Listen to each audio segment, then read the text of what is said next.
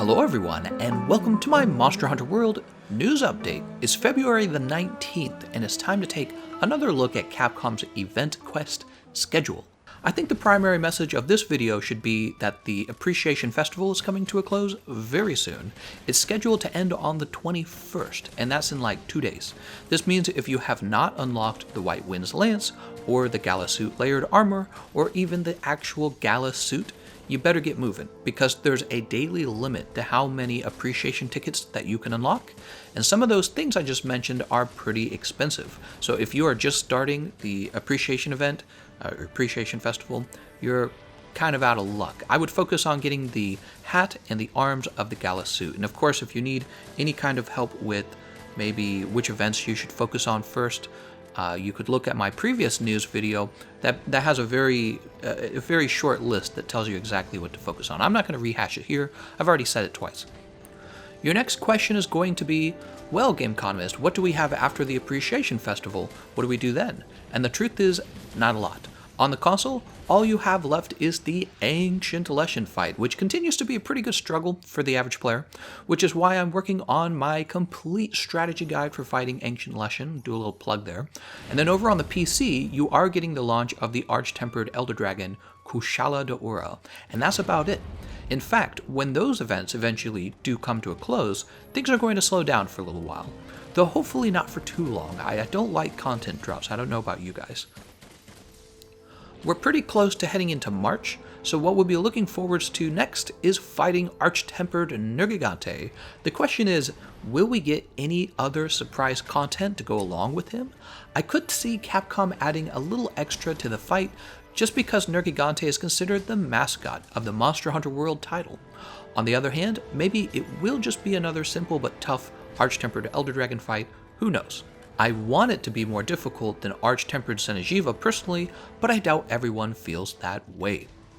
We could also just see some new fun event quests like the Moss Wine event quest we got on New Year's, or the Greatest Jagras event quest that everyone desperately wanted and Capcom was actually listening, which I have a lot of respect for. I also would love to see something like an arena quest where you have to fight something, I don't know, just something fun like the Gajalaka Chieftain and maybe a bunch of dangerous Gajalaka. The truth is, I feel like I don't spend a lot of time in the arena, and the reason is I don't have a lot of fun things to do in the arena. I don't always just want to go there to speedrun again. The idea of the arena is really good. Pre-made sets, difficult fight, but it feels like the rewards are kind of lacking. The fights are kind of, I don't want to call them boring, but yeah, I'm going to say boring. The fights are kind of straightforward. You're not fighting Arch-Tempered anything in the arena. So yeah, I would like to see some new stuff in the arena to give it some life.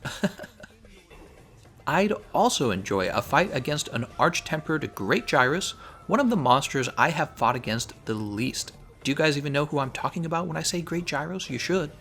As well as an enormous Barrett, which ironically they do have that in the arena, but I would like to have that be just a regular event quest.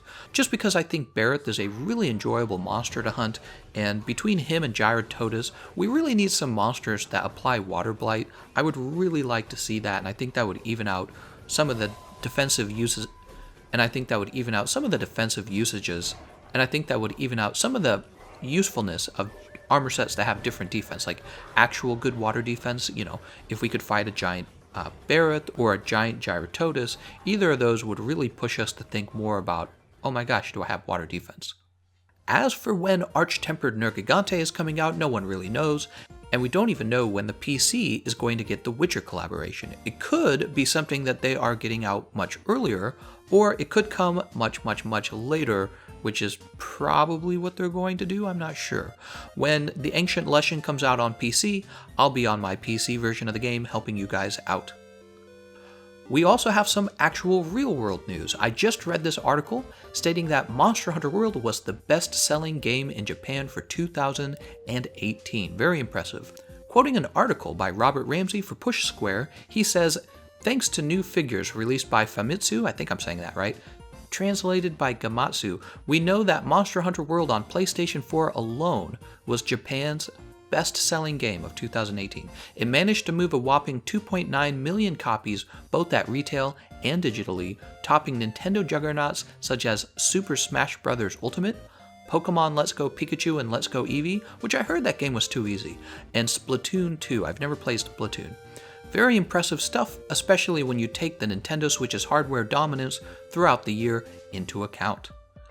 So personally, I think that's awesome, and the fact that I'm still playing this game almost 2,300 hours later is really a testament to good game design in my opinion, which is what we all really want in all of the games that we play. Not everyone is able to do it, but we would like it. We're the consumers. Letting a game like this be really complicated and just very rich with details is what keeps me playing the game, because you have more things to master, and maybe that's what you guys enjoy about the game as well. When the Ancient Leshen actually came out, there was a lot of, grinding of teeth and complaining. I always, one of the boards I read more than the others is definitely GameFAQs, and there were a lot of people kind of upset that he's even in the game. They're like, oh, we shouldn't have even had the Ancient Leshen, he has too much health, he's too difficult. I just don't relate to that at all. It's like, well, the other side of the equation is you get a little baby fight, you finish him in one try, and then you say this game is too easy, is for casuals, right?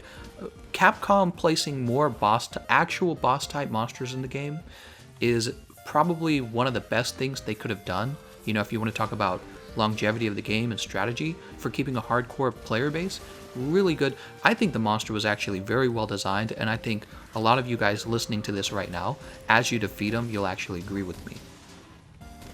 Alright, well that's all of the news. I want to thank you all for watching, and I'll see you guys next time.